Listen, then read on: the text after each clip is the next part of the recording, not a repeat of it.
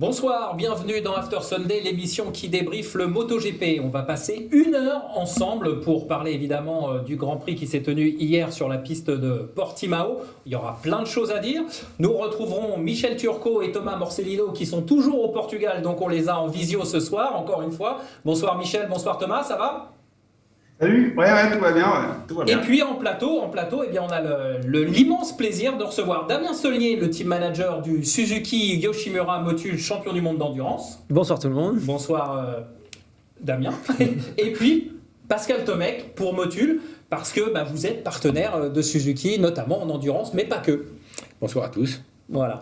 Et puis, bien évidemment, vous l'avez vu si vous avez été connecté sur les réseaux dans la journée, on aura en deuxième partie d'émission un invité de marque. Vous avez reconnu de qui on va parler parce qu'on a un beau drapeau à son effigie. On a quelques casses également qui agrémentent le plateau.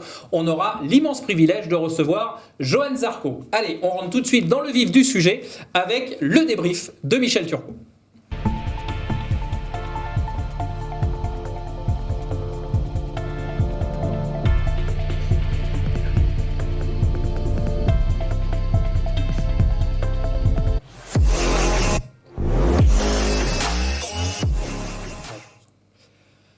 Allez, on passe donc au débrief de Michel Turcot. Michel, et on commence comme d'habitude avec l'image du week-end. Et une image pour le moins surprenante, c'est la chute de Fabio Quartararo. Ah ouais, c'est une image assez rare. Cette année, c'est la première chute en course. Il n'y en a pas eu beaucoup aux essais. Thomas, tu as une idée du Aux essais, non, il y a eu 6 chutes en tout et une en course. Voilà, donc la première en course ce week-end, c'est le 17e Grand Prix. On sait que Fabio était titré à Misano, donc cette course n'avait pas d'enjeu. Alors, est-ce que c'est justement parce qu'il n'y avait plus d'enjeu que Fabio, est-ce qu'il allait à la limite? Est-ce qu'il était déconcentré? On a un peu de mal à s'expliquer le déroulement de ce week-end. Il est arrivé encore fatigué, je pense, des festivités de son titre. La voix toujours un peu éraillée. Il a beaucoup chanté, il a beaucoup crié après son titre. La première journée s'est bien passée, meilleur temps des 2 premières séances d'essais libres. Et puis samedi, ça s'est un peu déréglé. Il rate sa qualif. Alors il a expliqué qu'il avait essayé de rouler avec le pneu dur parce qu'il pensait que ça allait être la bonne option étant donné que ça avait fonctionné au mois d'avril. On se rappelle que c'était la deuxième course à Portimao. Il avait gagné la première au mois d'avril, donc on pouvait effectivement penser qu'il allait sans pression, libéré, il allait se faire plaisir à gagner cette course. Là, ça n'a pas du tout été le cas. Donc la qualif, elle est ratée. Il est septième sur la grille. Donc c'est la deuxième fois qu'il rate la première ligne. La première fois, donc, c'était à Misano où il était 15e. Il avait même raté le passage en Q2. Là, là 7e. Bon, rien de dramatique, mais enfin, il se retrouve sur la troisième ligne avec devant lui une palanquée de Ducati. Et voilà, on sait que c'est difficile de doubler les Ducati.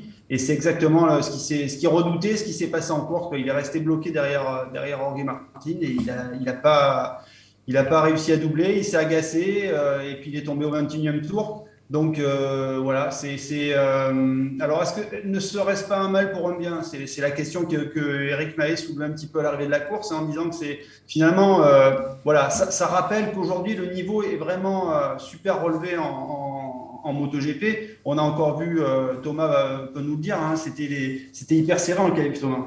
Oui, c'était encore hyper serré et surtout après 2 dixièmes, tu te retrouves 15e sur la grille. Donc voilà, c'est. Donc voilà, aujourd'hui, on peut pas se permettre d'être un poil en dessous, d'être un poil là-dedans, sinon on se retrouve en difficulté. Donc c'est ce qui s'est passé. Alors bien évidemment, Fabio a profité de l'occasion pour souligner la faiblesse de la Yamaha, qui est ce manque de moteur. Voilà. Après, il n'a pas non plus été. Il a rappelé que cette moto elle avait des qualités, qu'il se faisait plaisir à son guidon, qu'elle avait un super train avant, que c'était sur les freins, les entrées de virage, c'est super. Mais quand on se retrouve mal placé derrière, c'est un mal récurrent chez Yamaha. Tous les pilotes, Lorenzo s'en plaignait aussi. Donc quand on part devant, c'est plus facile que quand on se retrouve. Si on rate sa qualif, ça devient compliqué. Donc voilà. Ouais, mais si on met en parallèle sa première course de Portimao, il n'était pas parti non plus devant, il avait doublé et puis au final il était parti puisqu'il s'impose avec 5 secondes. Quelle est l'explication entre ces deux performances, on va dire, diamétralement opposées?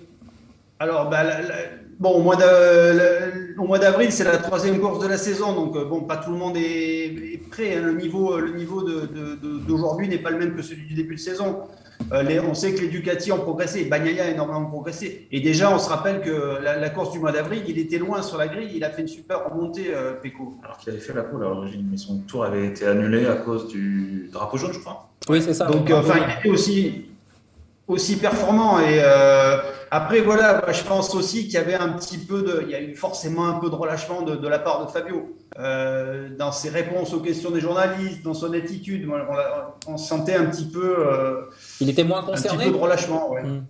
Moins concerné. Ouais, après, c'est un peu logique. On imagine la bien pression qu'il y a eu pendant des mois pour aller chercher ce titre. Voilà, il a eu. Là, il reste 2 courses, il n'y a plus d'enjeu. Forcément, le relâchement, il est compréhensible. En tout cas, ça lui rappelle ce qu'on vient de dire, hein, qu'il faut, voilà, s'il veut enchaîner les titres, on ne peut pas se permettre de se relâcher, ne serait-ce que le temps d'une course. Je rebondis 2 secondes avec Damien et Pascal. Damien, ce que vient de dire Michel, du relâchement, vous en endurance, vous le gérez au quotidien, enfin pas du relâchement, mais je veux dire, vous gérez 3 pilotes. Quand on sent que la course va aller du bon côté, est-ce que justement, c'est, comme le dit Michel, ce relâchement, vous le percevez et est-ce que c'est facile à gérer ? On le perçoit de la même façon. Pour ça, quand Michel argumente la chute de Fabio, c'est jamais simple. Je veux dire, ça tient tellement à pas grand-chose. On est tout le temps sur un fil. On le voit, nous, quand on a gagné Le Mans en début de saison, on arrive à Estoril en se disant, voilà, début de saison, c'est bien passé, on a gagné Le Mans, on arrive à Estoril, on va essayer de faire une course pareille dans le même état d'esprit, etc. On n'arrivait pas avec plus de pression et malgré tout, il y a une première petite chute de Sylvain, une deuxième ensuite de Xavier et voilà, ça tient tellement à pas grand-chose. On se relâche un petit peu, je pense, quand il y a un bel événement comme l'a eu Fabio avant. Pascal, tu as suivi un peu le Grand Prix aussi ? Oui, je regarde régulièrement à la télévision. C'est sûr que de regarder ce qui se passe, relâcher ou pas relâcher, c'est tellement au millimètre, c'est tellement même au micron, ce sport pour la moto, qu'aujourd'hui, je ne pourrais pas me permettre de dire s'il y a relâchement ou pas. D'ailleurs, les meilleurs commentateurs, Eric le disait, Randy a posé la question à Eric, et Eric répondait. Michel, qui connaît bien le MotoGP, c'est difficile. Dans tous les cas, je dirais, eux sont capables d'analyser, ils le savent ce qui s'est passé avec les acquis et tout. Alors je suis passé à la même vitesse qu'au tour d'avant, etc. J'ai pas compris ce qui s'est passé, on connaît ça, je dirais, par cœur. Donc je pense que sur les acquis, quand on ouvre le PC... Oui, la vérité s'affiche. Exactement. Voilà. Alors Michel, Pascal disait ça se joue au millimètre, ça se joue au millième, ça se joue au micron. Il y en a un qui nous a joué la partition parfaite, c'est Pecco Bagnaia, comme tu l'as exprimé. Week-end extraordinaire. Paul, il est parti et plus personne l'a revu. Voilà, et il fait le record du tour. Et donc, Paul, record du tour, victoire. Et leader du premier au dernier tour. Le dernier Ducati à avoir réalisé cette performance, c'était Casey-Stoner. Hein, c'est ça, Thomas ? Oui, en 2010. En 2010. Donc, voilà. C'est un week-end parfait, tu l'as dit, Eric. Et c'est surtout un nouveau week-end parfait, on va dire. Parce que là, il a signé donc, sa 5e pole. Sa 6e pole, la 5e de rang. Oui. Donc il confirme sur cette fin de saison, c'est l'homme qui monte, on va dire. Il est sûr de lui. Misano, il est tombé. Alors il fallait qu'il joue la gagne pour essayer de retarder le sacre de Fabio, mais il avait fait on sait que Ducati et les 2 pilotes sont tombés, ils avaient fait un mauvais choix de pneu. Certainement qu'avec s'il n'avait pas pris le pneu dur à l'avant, il aurait pu et certainement gagner cette course. Donc voilà, il est vraiment très fort et il se place comme l'adversaire numéro 1 de Fabio l'année prochaine. On verra ce qu'est capable de faire Marquez, mais c'est sûr que ça sera un des favoris pour le titre l'année prochaine.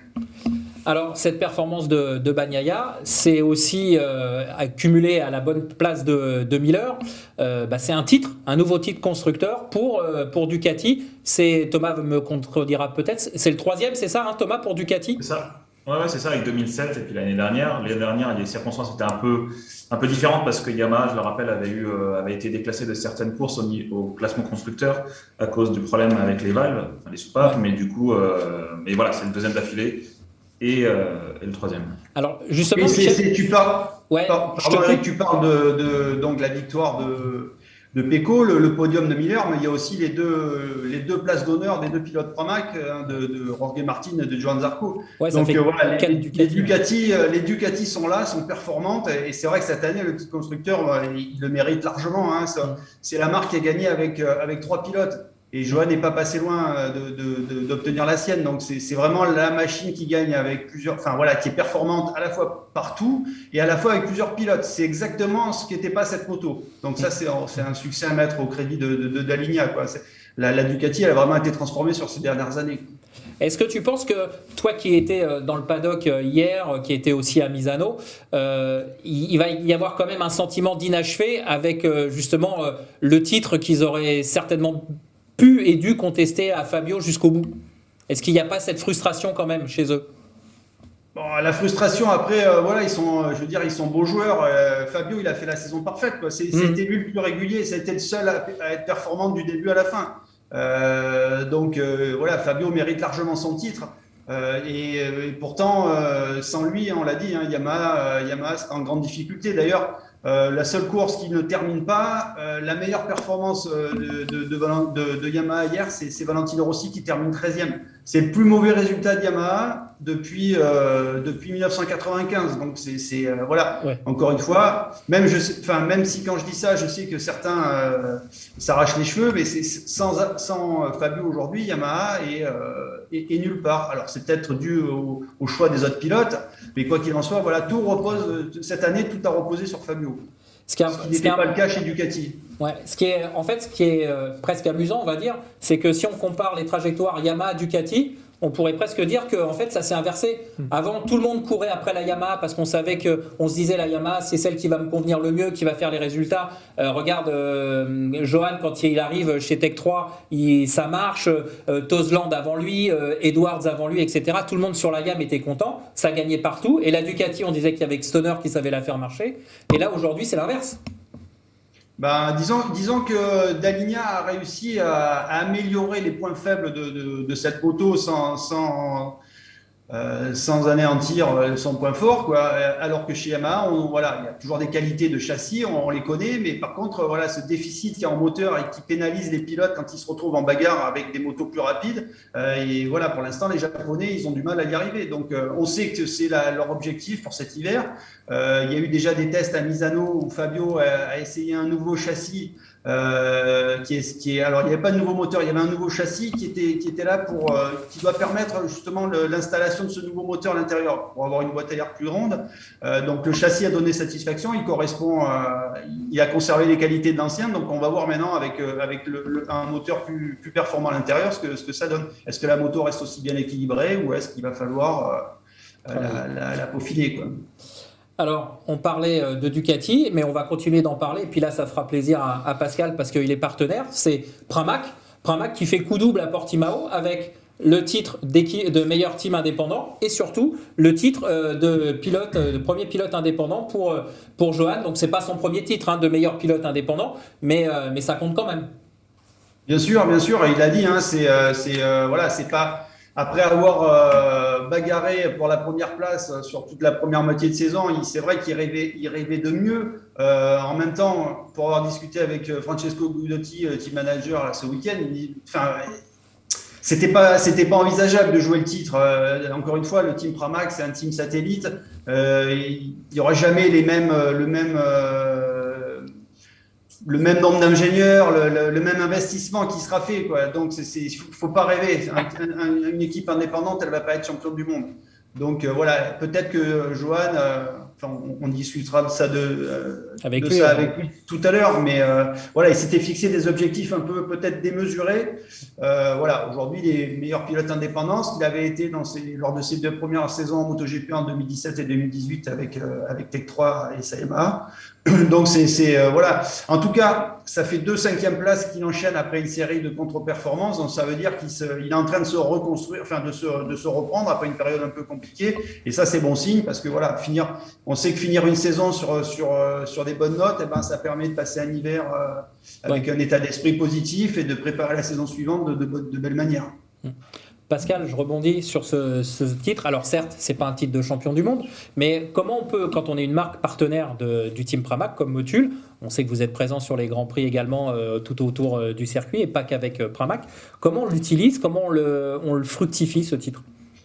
Déjà, Johan, c'est quand même un animateur des réseaux sociaux.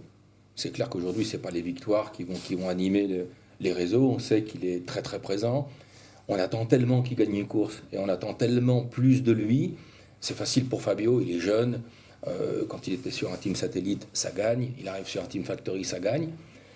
Johan, ça s'est passé différemment, mais il y a une petite attirance, je dirais, de cœur. Et on le voit bien, la manière dont on utilise les réseaux sociaux avec Johan, c'est beaucoup plus profond que l'aspect uniquement sportif. Il y a un aspect qui est tellement humain avec ce garçon. Il a séduit les gens entre le moment où il a failli, le moment où ça ne s'est pas très bien passé et ce qui se passe aujourd'hui pour lui. Les gens aiment ce garçon par rapport à ça. Et moi, je continue à rêver, comme le disait Michel, en espérant toujours à la fois qu'il les gagne et puis qu'un jour il soit champion du monde également, par rapport à tout ça. Bon, il lui reste encore une course, ça sera la semaine prochaine, ça sera dès ce dimanche à Valence. On reviendra évidemment à Johan tout à l'heure, parce que ça, on vous le rappelle, il sera notre invité dans la deuxième partie de l'émission. Un dernier mot, Michel, l'intrigue Marc Marquez. Que s'est-il passé? Que sais-tu réellement et que peux-tu nous dire? Je sais pas grand-chose et je pense qu'il n'y a pas grand monde qui sait quoi que ce soit d'ailleurs. Voilà, la version officielle, c'est que Marc a raté le Grand Prix d'Algarve parce qu'il a été victime d'une chute en enduro la semaine dernière. Il a été victime d'une petite commotion cérébrale qui l'a empêché d'être présent. Voilà, ça c'est la version officielle et on n'arrive pas à en savoir davantage, quoi. Bon. Chez Honda, on en est toujours au même point, quoi. C'est ce manque de communication qui fait que voilà, il y a des doutes, il y a la parole de Honda est toujours remise en cause parce que c'est vrai, parce qu'on nous a menti à maintes reprises sur l'état de Marc après ce qui s'est passé l'an dernier. Donc c'est vrai qu'il y a des doutes, quoi. On sait pas vraiment ce qui s'est passé, est-ce qu'il s'est fait mal à l'épaule, est-ce qu'il s'est alors on sait même pas s'il sera présent à Valence, ouais. Ce week-end à Valence. Donc voilà, c'est vrai que c'est une inconnue et plane toujours le mystère autour de sa blessure, de son épaule et de son retour, quoi. C'est vrai que c'est un peu dommage parce qu'il venait de gagner les deux derniers Grands Prix. On sentait revenir vraiment en forme, donc on espère tous que voilà, que c'est pas quelque chose de grave, en tout cas qu'il s'est pas de nouveau blessé à l'épaule, quoi. Alors, avant de parler d'un invité de marque qu'on a vu à Portimao, on va revenir quand même sur Mir et Suzuki, parce que retour sur le podium et première ligne en qualif pour Mir depuis combien de temps, Thomas? En fait, première ligne, oui, c'est arrivé l'année dernière quand Johan justement a été pénalisé du partir de la pit lane en Autriche, en Styrie. Mais sinon, première ligne en qualif, donc un top 3 en qualif, c'était jamais arrivé. Ouais. Voilà. Et donc, Suzuki, Michel, reprend un peu de couleur ou pas? En tout cas, lui, Mir reprend des couleurs. Mir couleur? Elle était facile. Non, ouais, en tout cas, oui, c'est bien de le revoir aux avant-postes. Et encore une fois, on voit comment est importante cette qualification, quoi, hein. Un pilote qui est mal passé sur la grille, aujourd'hui avec le niveau qu'il y a en MotoGP, c'est super compliqué de remonter, quoi. Donc là, ça faisait des semaines qui se plaignaient de ses contre-performances en qualification. Donc là, il a expliqué qu'ils ont une nouvelle version du fameux Start Device qui permet d'abaisser la moto. Donc il est mieux parti, il était mieux en qualif. Donc voilà, c'est bien. En plus, on va arriver à Valence, c'est la dernière course. L'an dernier, c'est la seule course qu'il a remportée. Donc on imagine qu'il va tout faire pour la gagner cette année. Il avait aussi été titré l'an dernier à Valence. Donc en tout cas, c'est bon augure. Ça nous annonce une belle course pour finir la saison, quoi. Damien, Suzuki en MotoGP, la relation est toute trouvée avec vous parce qu'il y a Sylvain Guintoli qui pilote pour le CERT et puis qui est aussi pilote de développement chez Suzuki en MotoGP. Vous avez un peu de connexion avec l'équipe Grand Prix? Comment ça se passe? Vous échangez un petit peu ou ils suivent? Bon, j'imagine que vous les suivez, mais ils vous suivent aussi? Alors, eux nous suivent suite au titre là, oui, j'ai eu quelques mails de l'équipe MotoGP, de Sahar Hassan, qui nous a envoyé un petit mail de félicitations à tout le team. Moi, je suis passé les voir au Grand Prix de France, facile. tranquille, on est au Mans, juste à traverser le paddock et on est directement derrière les stands. Donc on a une petite relation avec eux, via Sylvain forcément, et puis quel plaisir d'être passé les voir au Mans et de voir comment ça travaillait, de voir les motos démonter et tout, ça c'était vraiment sympa. Donc non, et puis l'avantage effectivement de voir Sylvain en pilote de développement, que ce soit Suzuki ou Bridgestone, forcément on n'a pas des infos, mais on est en contact un petit peu avec eux. Ouais.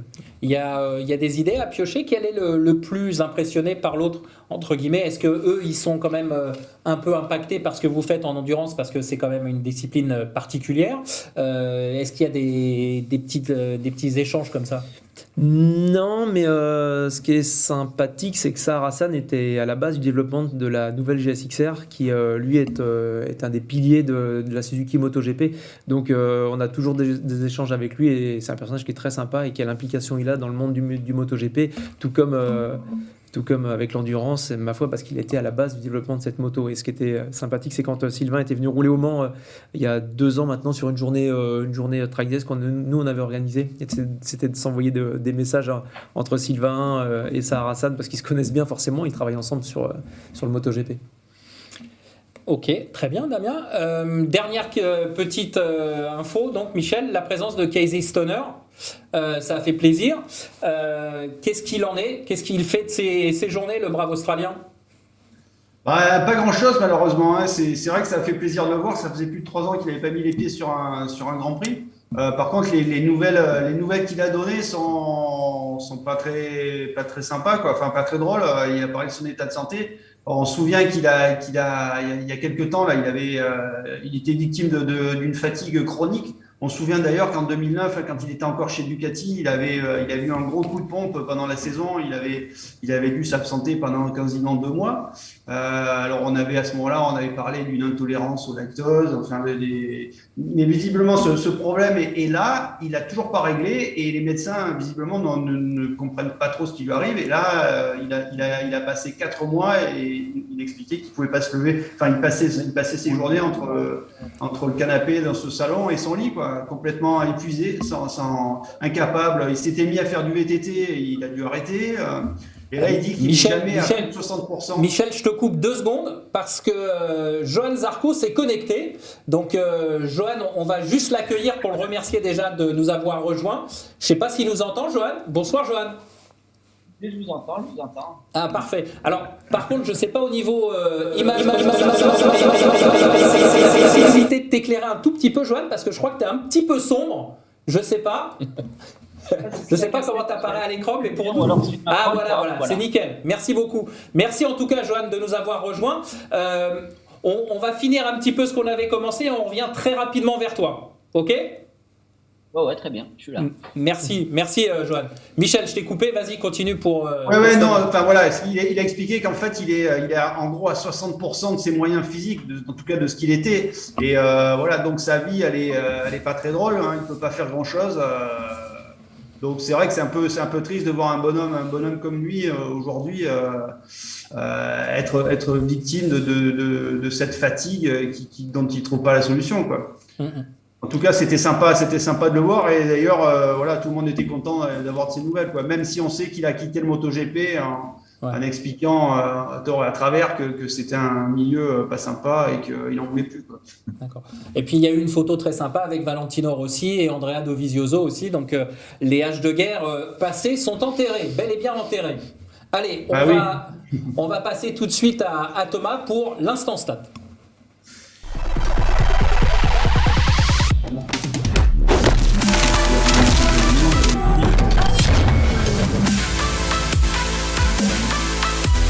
Ouais, brièvement, parce qu'on n'a pas pu le temps.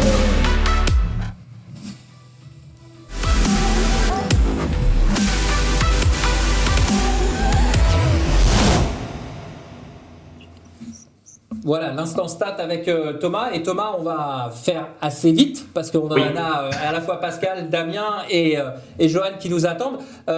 Thomas, la première stat, c'est évidemment ce record de précocité. Alors, c'est pas le record absolu, mais c'est le nouveau champion du monde en Moto3, Acosta.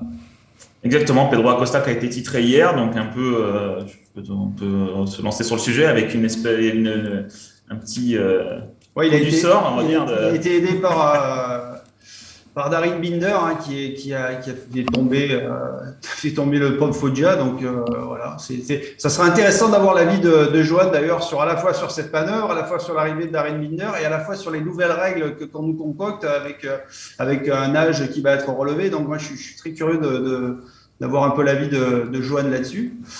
Donc on peut lui tendre la parole, hein, on va un peu bousculer le chemin de fer de l'émission, mais si Johan veut réagir à la question de Michel, n'hésite pas. Alors, oui. Je vais commencer par la limite d'âge, ou l'avoir décalé. Moi, je trouve ça intéressant, c'est pas mal. Mais après, on réfléchissait avec Adrien Charrer, on parlait de ça aussi. Et on se disait, il faudrait presque ne pas autoriser à avoir de licence avant 9-10 ans, parce que sinon la période sera longue, parce qu'il peut y avoir des très très bons à 14-15 ans. Mais je trouve le fait de décaler la limite de cet âge pour entrer en Moto 3, ça permettra, disons, d'être un peu plus mature et de moins envoyer les gamins au casse-pipe, parce que quand on voit les records de précocité, ils ont tous envie de faire comme ça. Mais le problème, c'est que là, on voit que un Fabio, 21 ans, champion du monde, ou un Acosta qui arrive, 17 ans, bim bam boum, champion du monde. On voit que les meilleurs, mais on voit pas tous ceux qui se cassent. Et il y en a plus. Il y a plus de gamins qui se cassent que de gamins qui arrivent aussi bien. Donc, je trouve que de décaler un peu ça peut être intéressant. Mais du coup, en fait, quoi faire avant le championnat du monde? Parce que ça peut, si les gamins attaquent à 6 ans et qu'ils sont bien à 12-13 ans, c'est long d'attendre 18 ans. Donc voilà, il faudra voir en fait comment peut-être gérer avant 10 ans.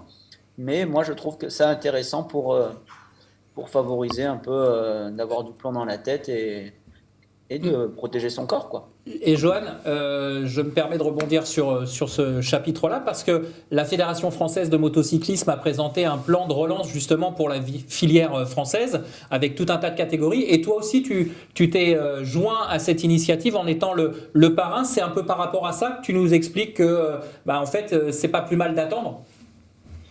Oui, c'est un peu par rapport à ça, parce que moi, j'ai bien en tête tout mon parcours, qui est un peu atypique, quoi. J'étais pas ultra bon petit, mais j'ai su apprendre et je suis devenu très bon. Donc, je crois qu'on peut vraiment apprendre sans avoir si, il faut être un minimum doué, mais on peut y arriver aussi en s'entraînant. Et moi, je suis français, donc si je peux aider, je suis avec tout ce que j'ai appris et tout ce que je vois, parce que quand je vois des gamins, c'est des conseils, ça sort tellement naturellement, tellement j'en ai bouffé des tours sur des motos, des petites motos, que je leur ai dit, voilà, quand on peut, je serai là. J'ai ma carrière avant tout et mon objectif MotoGP, mais plus pour motiver les gamins, je peux être présent, quoi. Un peu comme je pense Fabio, quand il pourra, il sera pas très loin, mais sans doute davantage avec Yamaha. Mais voilà, il faut profiter de cette période, hein. C'est unique d'avoir 2 pilotes top 5 MotoGP, dont un champion du monde, quoi. Ouais, c'est clair, c'est clair. Thomas, autre statistique, du côté de chez Yamaha, Michel l'a évoqué, pire résultat depuis 1995 avec cette 13e place de Valentino Rossi. Ben voilà, exactement, tu as tout dit. Ah bon, pardon, désolé. Je peux rien dire de plus, mais effectivement, en 95 en Malaisie, donc c'était à Shah Alam, donc c'était pas à Sepang, et c'était Jeremy McWilliams qui avait terminé 14e à ce moment-là, derrière d'autres Yamaha, mais c'était des Rock Yamaha ou des Yamaha Harris, donc c'était un peu différent. Voilà. Après, je peux dire une dernière. Parce que du coup, Johan, il nous a pas parlé on parle de Yamaha. Alors, l'année prochaine, Yamaha, il y aura un nouveau pilote, c'est Darin Binder. Darin Binder qui a fait tomber Luis Foggia. Donc, Johan, qu'est-ce que tu en penses de cette manœuvre de Binder? Est-ce que c'est pas trop tôt de le voir arriver en MotoGP? Il y a déjà eu le gros step de Miller qui n'était pas passé par la Moto 2, et il en a vraiment chié, Miller. Et je pense qu'il était quand même plus doué. Il avait un feeling moto meilleur que celui de Darren. Donc, et même avec ça, il a eu du mal. Et lui, par contre, s'est fait très mal, hein, en MotoGP. Hein, et il en parle encore. Il a manqué y passer au moins une fois. Et ça lui sort pas de la tête, même si maintenant il est sur les podiums et qu'il gagne des courses. Mais là, Binder, j'ai été étonné. Et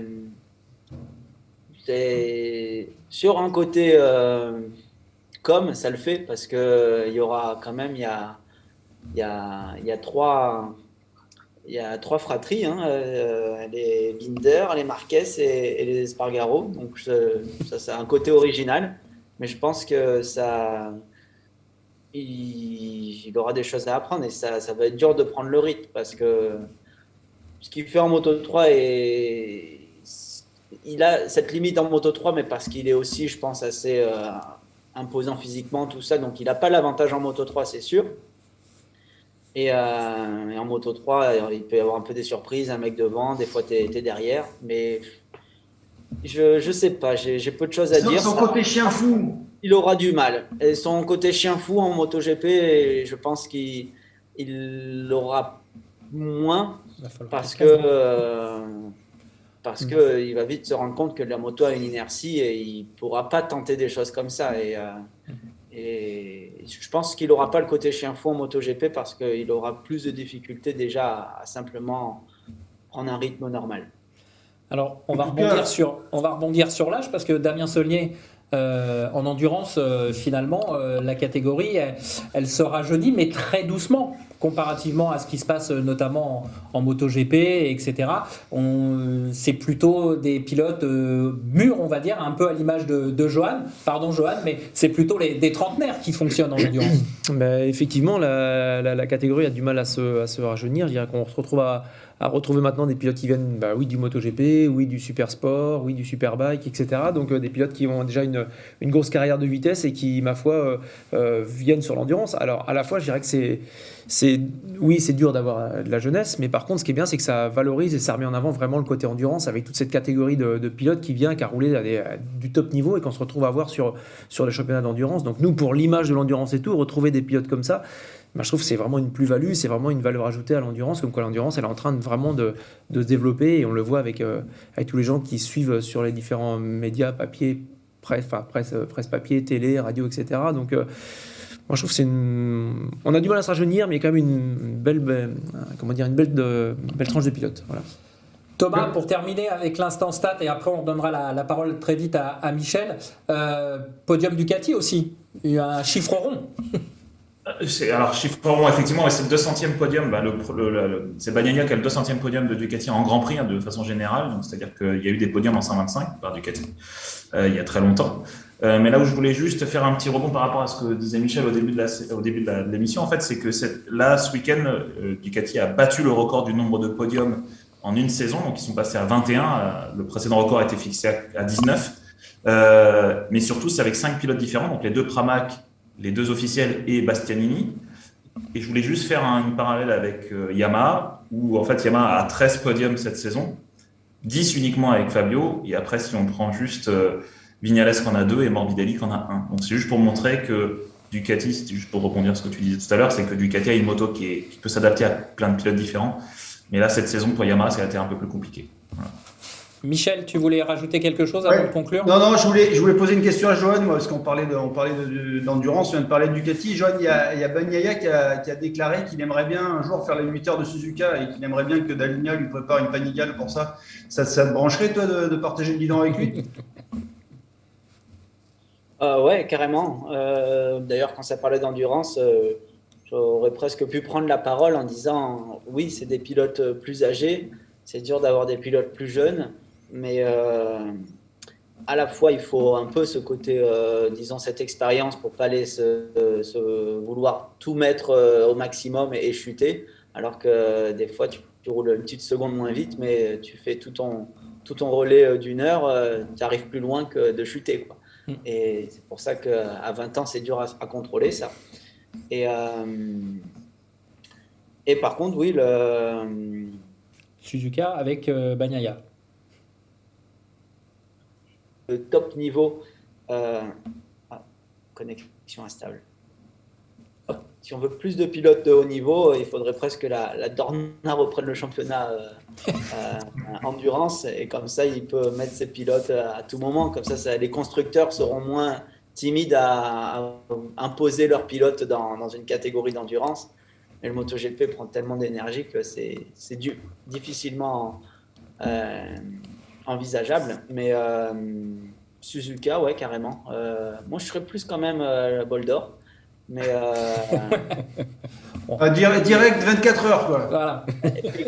Pecco sur une Panigale, de toute façon, en ce moment, il est sur une période exceptionnelle, mais c'est impressionnant. Et si tu lui donnes n'importe quelle Panigale, c'est sûr qu'il fait la pole avec quasi une seconde d'avance sur le deuxième.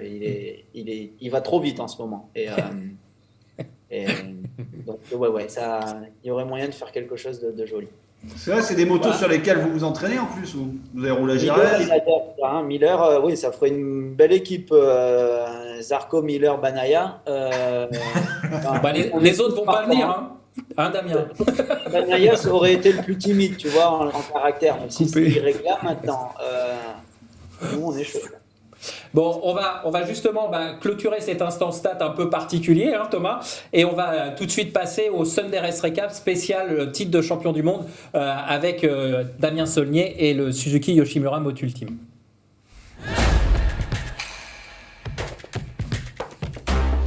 C'est un peu des coups. C'est bien. Allez, voilà, donc ce Sunday Race Recap spécial championnat du monde d'endurance. Alors Damien, Johan a fait acte de candidature, mais on va revenir quand même sur cette saison 2021. C'était un sacré pari parce que c'était l'association de deux entités.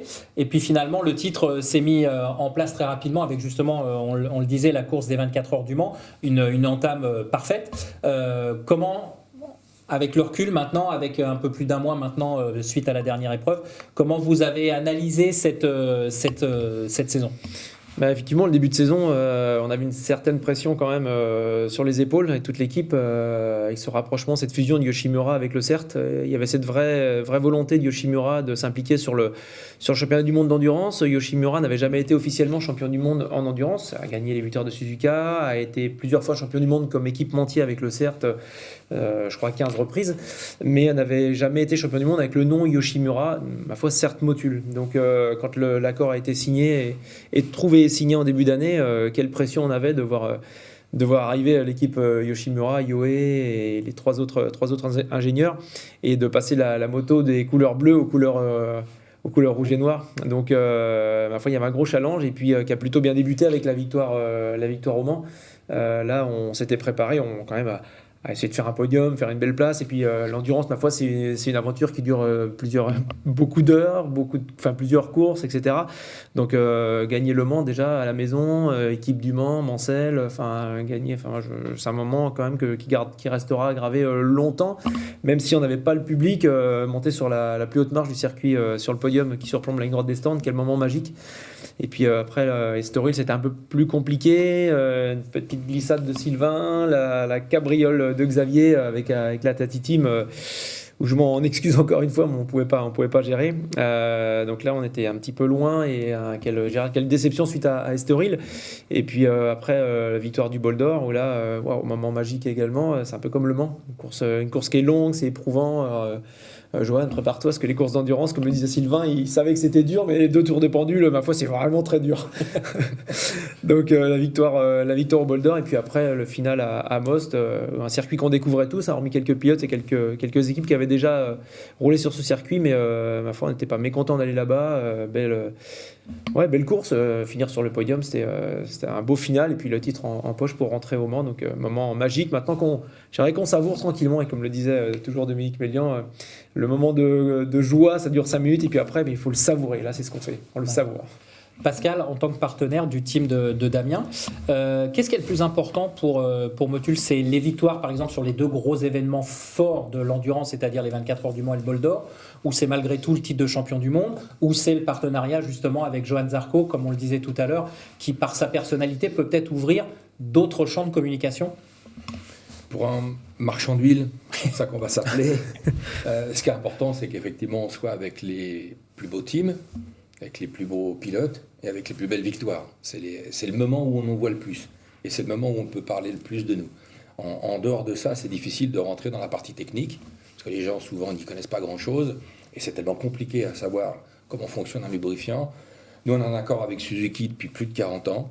Lorsque le Japon appelle Motul en disant on a une petite idée en 2021 et 2022 et 2023 de partenariat sur de l'endurance, le MotoGP, on a tout ce qu'il faut nous aider sur l'endurance, on dit banco. Donc là, c'est une belle histoire qui se remet en route avec l'endurance et au plus haut niveau. On voit bien, tous les gens qui ont suivi la Suzuki pendant le championnat du monde cette année, ils ont souffert quand même un peu le martyre.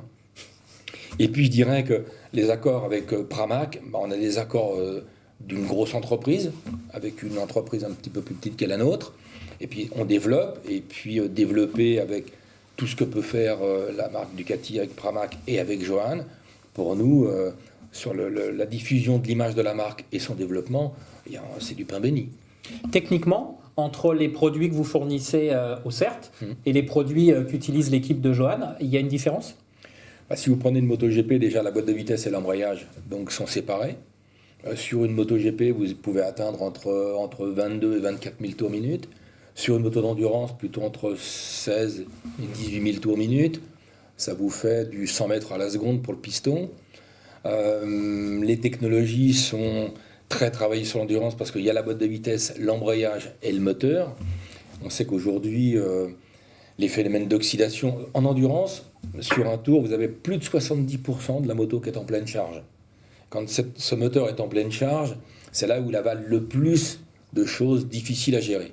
C'est comme si vous preniez une pomme, vous la coupez en deux, vous la mettez sur la table, au bout de quelques minutes, vous avez la pomme qui s'oxyde. Le lubrifiant, c'est exactement la même chose. À partir du moment où il est en contact avec de l'oxygène, et un oxygène qui n'est pas pur, qui est gavé d'impuretés, il faut que le lubrifiant puisse être le plus performant possible pendant ces fameux plus de 70% de pleine charge.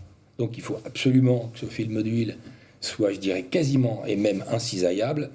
Je rentrerai même à tout petit détail. Si vous prenez un piston et un cylindre, si vous les regardez au microscope, ils ont de cette forme-là. Il faut absolument que l'huile puisse passer dans toutes ces parties et refroidir, et qu'il n'y ait jamais de contact pour que ces pointes entre le cylindre et le piston viennent en contact, s'usent et finissent par serrer, donc ils font que le moteur casse.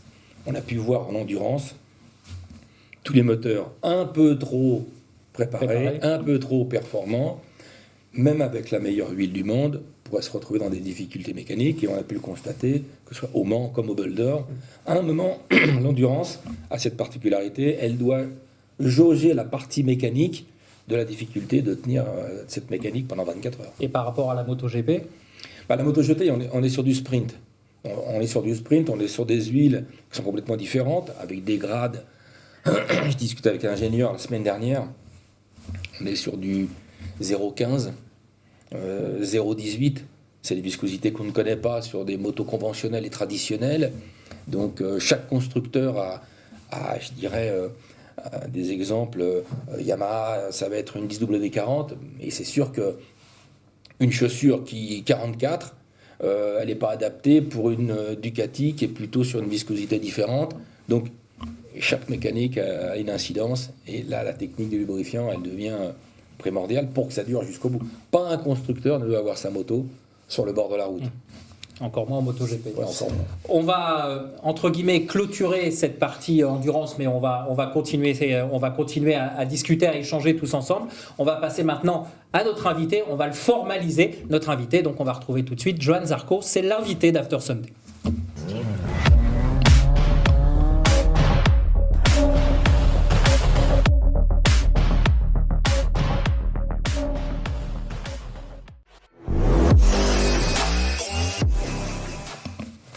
Voilà, donc on le formalise avec ce jingle. Johan, encore une fois, mille merci de nous avoir accordé un petit peu de temps. La première question, Johan, c'est évidemment par rapport à ton actualité, c'est ce titre de pilote indépendant. Est-ce que c'est quelque chose qui compte pour toi, sachant que ce n'est pas le premier ?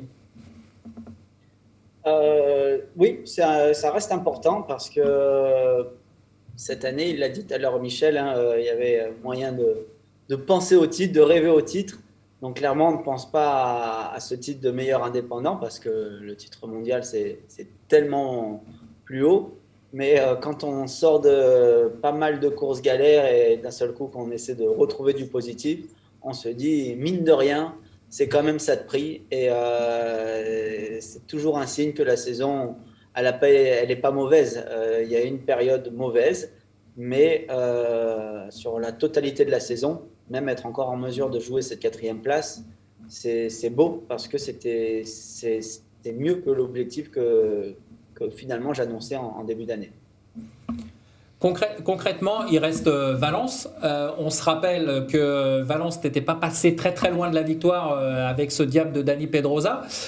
Concrètement, comment tu l'abordes ce dernier rendez-vous? C'est la dernière course pour le plaisir, pour, comme tu l'as dit, notamment à Portimao, pour te projeter au mieux pour 2022. Quel est ton état d'esprit? Je pense à Jack Miller pour jouer un peu ma place avec lui. On est très proche au niveau points. C'est avec lui qu'on joue cette 4e place. Et j'espérais jouer cette 3e place, mais Mir, il a carrément assuré à Portimao et donc il s'est mis en sécurité. Là, même Miller ne peut pas le rattraper. Il a 30 points d'écart. Donc voilà, je pense on va dire à Miller, et Miller, il pense à être sur le podium ou à gagner, donc j'ai pas vraiment d'autre option. C'est bien, ça évite tout de cogiter, on va dire. De toute façon, la catégorie, là, elle devient franchement élevée de chez élevée, parce que même, on voit que mes départs, je les rate, mais je les rate pas en fait. J'ai tous les chronos, et je les prends aussi bien qu'en début d'année, mais les autres ont gagné 3 dixièmes sur de 0 à 100 et ça se passe sur les 20 premiers mètres en fait, pas le 0 à 100, mais c'est ces 3 dixièmes, allez, 2 peut-être, il me les chope sur les 20 premiers mètres. Sur l'impulsion, tu veux dire, c'est ça? Sur l'impulsion, sur le démarrage? Oui, sur le démarrage. Et c'est même pas un temps de réaction au niveau du feu, mais eux, ils ont réussi à progresser. Moi, pas encore assez. Et donc voilà, tout le monde progresse. Et je vois un exemple, une course comme a fait Lequena hier, les 2 premiers tours, il a fait 2 tours d'anthologie. Et c'est en général pas on va dire un pilote comme qu'on prend en référence, mais là, les dépassements qu'il a fait, moi, foncer comme il fait, ça me plairait bien. Mais les entrées de virage qu'il faisait, il y a un moment où tu te dis comment il fait. Mais peut-être qu'il ne sait pas non plus, parce que vu la chute qu'il a fait avec Miguel, tu vois qu'en fait, il tente. Et bon, à la fin, c'est pas passé. Hein. À la fin, c'est pas passé quand il a doublé pour revenir Oliveira. au niveau, à quel point c'est élevé, les motos, les capacités qu'elles ont, parce que tu as vu, même celui qui tente et qui n'a peut-être pas le feeling à 100%, quand ça passe, et ben le mec, il te double, quoi, ou il double d'autres pilotes et ça te met toi en galère. Donc le niveau est très haut. Pour revenir à Valencia, ça ne met pas d'option j'assure, tous les week-ends, il faut vraiment tellement donner le max et voir ce max, où est-ce qu'il t'amène. Au moment où tu souffles, tu perds quelques dixièmes et les quelques dixièmes, tu n'es plus là. Il y a les dernières courses, là, on dit aussi il a disparu, mais il est à 1 seconde ou 1 seconde 2 des fois, et en fait il est dernier à 1 seconde 2. Et le dernier à 1 seconde 2, c'est 22e, quoi. C'est 1 seconde 2, avant tu pouvais être dans les 10, maintenant ça n'existe plus. Et c'est ça qui rend la catégorie difficile et qui, de week-end en week-end, tu peux pas te dire bon, ce week-end j'ai de la marge, j'assure. On n'a plus de marge. D'accord. Alors, on a énormément de questions qu'on a reçues sur les réseaux sociaux pour toi, Johan. On a une question d'Agnès de Nice qui demande quelle est ta relation avec ton coéquipier Jorge Martin et est-ce que pour toi, c'est une priorité de bien t'entendre avec ton coéquipier? Alors, une priorité pour bien m'entendre, non, mais on fait en sorte de bien s'entendre parce qu'il n'y a pas de raison de se faire de mauvais coups, de ne pas s'entendre. Et l'ambiance qu'il y a dans l'équipe fait qu'on ne peut que bien s'entendre. Et moi, depuis que j'ai touché mes 30 ans, là, et même 31 cette année, je les vois tous comme des minots. Fabio, Martine et encore d'autres. Donc, je n'ai pas à faire la guerre avec eux et plutôt, quand ça se passe bien pour eux, je suis content pour eux parce que je sais que voir un négatif, ça ne va pas m'aider, quoi. On t'a vu également savourer aussi le titre de Fabio. Tu l'as dit tout à l'heure, c'était important pour la moto française aussi d'avoir deux locomotives. Évidemment, le titre de Fabio qui résonne beaucoup plus fort. Toi qui vas certainement, et on l'espère, terminer dans le top 5, peut-être même un peu mieux. C'est quelque chose que tu recherchais aussi, cette relation, parce que généralement, entre pilotes français, ça ne s'est pas toujours très très bien passé dans les années précédentes. C'était aussi important pour toi d'avoir cette bonne relation avec Fabio ? Ben, mon naturel ferait que je pourrais être envieux de ça, mais l'expérience me permet de ne pas partir dans cette spirale négative. Et là, oui, ce qu'a fait Fabio, c'est génial, mais voilà, lui, c'est cette précocité. À 14 ans, champion d'Espagne, à 15 ans, il arrive, ça va tout éclater, mais ensuite, il a des déboires déjà dès 16-17 ans. Il fait le Moto 2 et comme il le dit lui-même, hein, cette occasion qu'il a eu en MotoGP, et en plus ça s'est bien passé sur la YAM, il surfe sur cette vague, quoi. Et donc, il vit du bonheur, pourquoi pas oui, le partager avec lui, rien que le plaisir de courir en même temps. Et là, voilà, il est champion du monde et mine de rien, la course qu'on s'est faite ce week-end, ça a dû régaler les fans français et là, moi, sur cette course, j'étais aussi content de pouvoir être plus vite que le champion du monde, quoi. Donc, c'est que on est tous les deux très performants, mais c'est important, je pense, qu'un Français qui vit un bon moment, le prendre en positif, parce que juste ouvrir les yeux que c'est rarissime. On n'est pas comme les Espagnols où ils en ont un chaque année. Et si c'est pas un MotoGP, ça sera dans les autres catégories. Nous, non. C'est la période moto. Quand j'ai eu mes titres en Moto 2, il y avait Fabio qui arrivait en 2015, donc presque il faisait office de star montante. Et comme il a galéré, moi ensuite j'ai eu mes 2 titres. C'était moi le Français qu'on regardait. Mais voilà, il n'y en avait qu'un et dans la catégorie intermédiaire. C'est pour ça que pour l'instant, quand il y a un Français, il y en a qu'un. Donc, il vaut mieux regarder ça de bonne manière. Johan, j'ai une petite question pour toi. Tu as été double champion du monde en Moto 2 et tu as eu tes 2 titres d'affilée, ce que peu de pilotes ont réussi en Grand Prix. On sait toujours qu'avoir un titre, c'est difficile et le conserver, c'est encore plus dur. Hein. C'est ce que Mick Doohan aimait dire. On a vu Fabio trébucher ce week-end, donc ça a rappelé à l'ordre que voilà, c'est un succès, il reste fragile, quoi. Il faut continuer à travailler. Qu'est-ce qui t'a permis, toi, comment ça a été difficile justement d'arriver à enchaîner ce 2e titre? Je me souviens qu'à ce moment-là, on disait mais il est fou, pourquoi il repart au charbon en Moto 2 alors qu'il pourrait peut-être trouver un guidon en MotoGP. Qu'est-ce qui fait qu'on y arrive? Qu'est-ce qui motive et comment on construit un 2e succès? C'est les mêmes recettes que pour le premier? Non, pas du tout les mêmes recettes parce que la motivation n'est plus la même. Il peut y avoir une motivation. La première motivation, c'est le rêve d'être champion du monde. Et pour ma part, penser que la vie est plus belle après avoir eu son titre.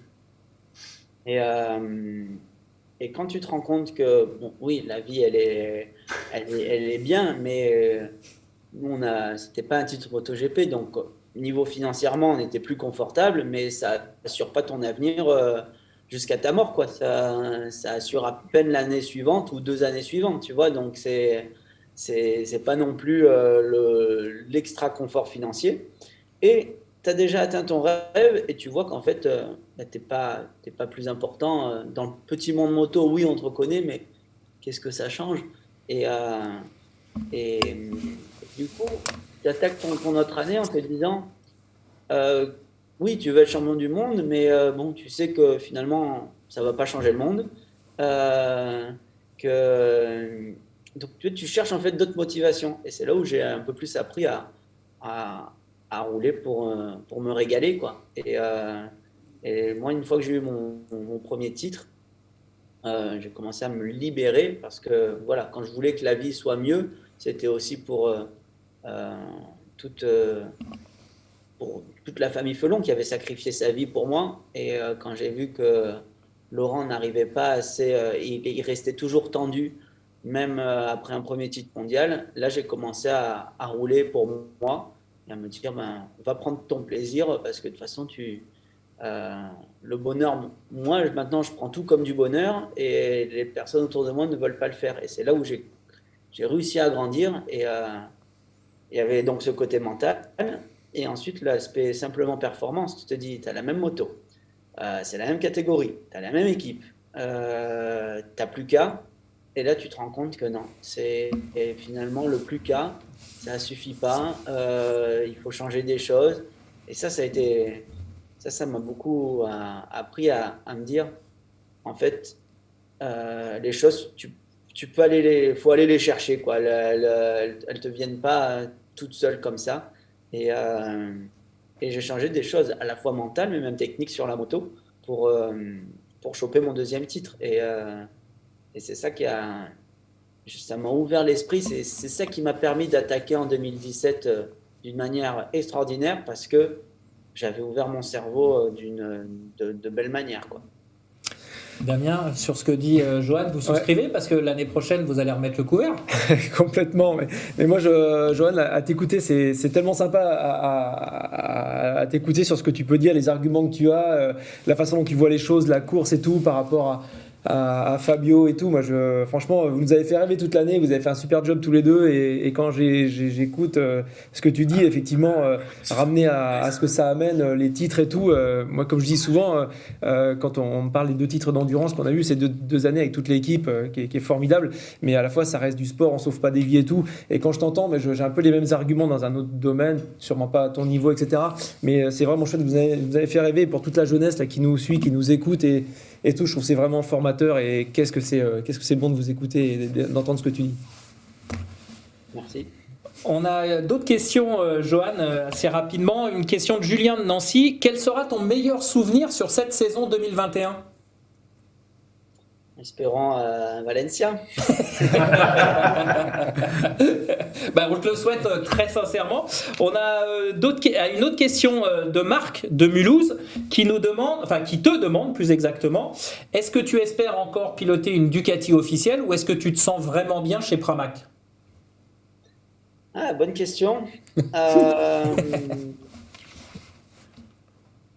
je pense pour voir la carrière plus longue et viser haut, c'est bien de garder en tête pourquoi pas la Ducati officielle un jour. Voilà, ça voudra dire que peut-être j'ai eu un titre ou j'ai été dans les 3 premiers et là Ducati me veulent vraiment en disant t'es le pilote et on te prend dans l'officiel, quoi. Même si moi mon traitement chez Pramac, j'ai l'impression d'être un pilote officiel. Enfin, je me sens bichonné comme tout et ça va très bien.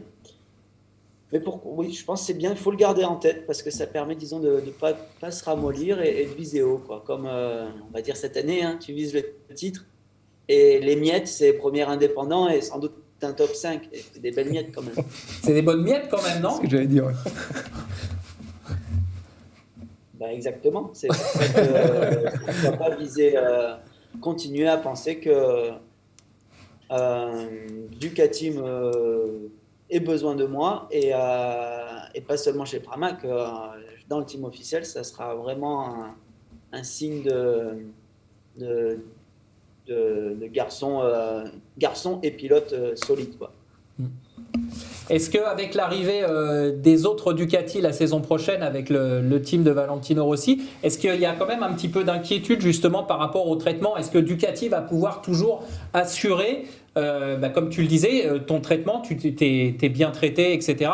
Est-ce que ça ne va pas un peu trop diluer tout ça ? Je crois que Ducati a l'expérience là-dessus et simplement en pensant à moi et donc à Pramac, la relation Pramac-Ducati est tellement forte et depuis plusieurs années que je pense qu'on gardera, on va dire, peut-être pas un avantage, mais on ne peut pas être mis de côté comme ça, même si la VR46 est sans doute forte en termes de budget et de nom, quoi. Donc, à mon avis, Ducati saura faire. Et le team bémol, la question, point d'interrogation, peut-être sur le team Gresini, mais il y a Bastianini dedans. Et Bastianini, vu ce qu'il fait, connaissant Gigi, il ne va pas laisser Bastianini de côté.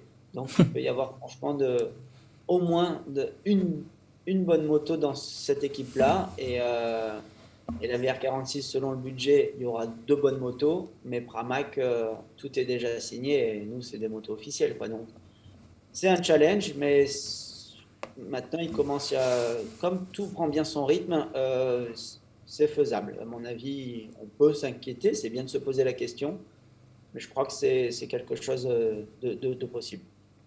Michel, tu as une question? Ouais, si on a le temps. Une dernière. Une dernière. Alors, Johan, on a un peu parlé hier après les courses, de ce qui t'avait permis un peu de rebondir là depuis 2 Grands Prix. Tu disais que tu étais un peu revenu en arrière sur les choses que tu as pu tenter sur la moto. À un moment donné, tu as essayé de faire des choses un peu contre nature et que tu es revenu en te disant finalement, je vais peut-être revenir à ce que je sais faire, à ce qu'est mon pilotage naturel. Est-ce que tu peux un peu nous expliquer? Eh bien, la force de Banaya, c'est le freinage. Et moi, ça peut être à peu près mon point faible, ou en tout cas, c'est ce qu'on arrive à analyser le mieux au niveau des datas. Et à vouloir tout travailler sur le freinage ou faire cette moto pour mieux freiner, je me suis rendu compte qu'à un moment, j'arrive pas à bien la conduire. Mais j'ai voulu insister parce que pour moi, tout ce que je sais faire, c'est bien, mais ça a une limite. Et j'ai eu une première moitié de saison extraordinaire, mais il y avait toujours un mais.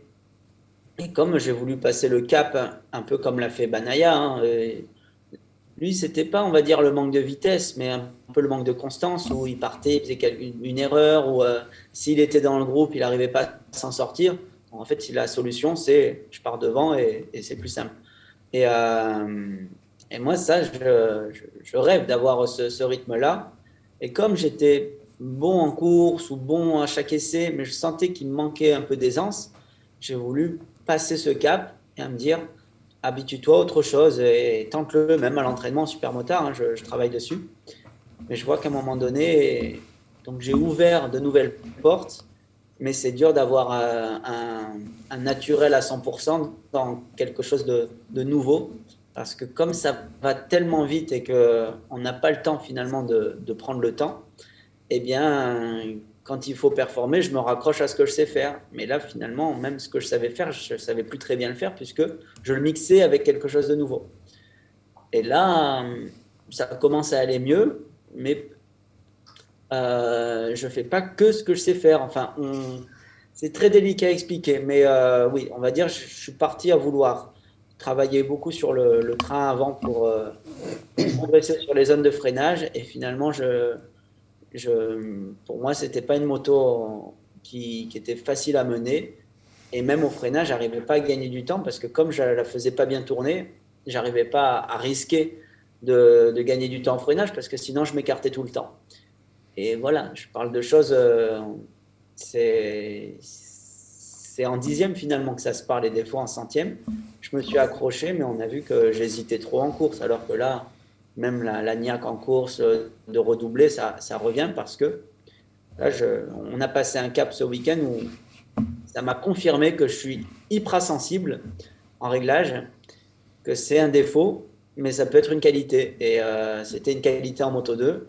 Et si on transforme ça en qualité en MotoGP, parce que maintenant, mon technicien, on se connaît bien, et il commence à le comprendre, à le voir de plus en plus, et même Gigi, on va avoir une expérience de 3 ans sur cette moto l'an prochain. eh bien, espérons que ça se transforme à l'exemple de Pecco, mais à mon style. Ça serait la plus belle des choses. Bah écoute, merci beaucoup Johan de ces explications et de ces discours toujours sans filtre. Merci beaucoup. On te souhaite le meilleur pour le dimanche prochain, enfin à partir de vendredi bien évidemment. On a retenu que le meilleur souvenir ça sera Valence, donc on espère sincèrement qu'il y aura un beau résultat à célébrer. Merci encore une fois d'avoir répondu à l'invitation de Michel.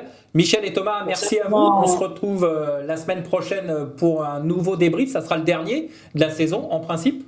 Et puis Pascal Tomec, merci beaucoup parce que les explications techniques c'était important à savoir. Damien, merci aussi. Johan est prêt, hein, tu l'as compris, peut-être pas chez toi, mais chez Ducati, il sera prêt pour faire de l'endurance. En tout cas, merci beaucoup, merci à tous, merci de nous avoir suivis et on se retrouve dès lundi prochain, 19h, pour un dernier épisode d'After Sunday, l'émission qui débriefe le MotoGP. Merci, bonne soirée.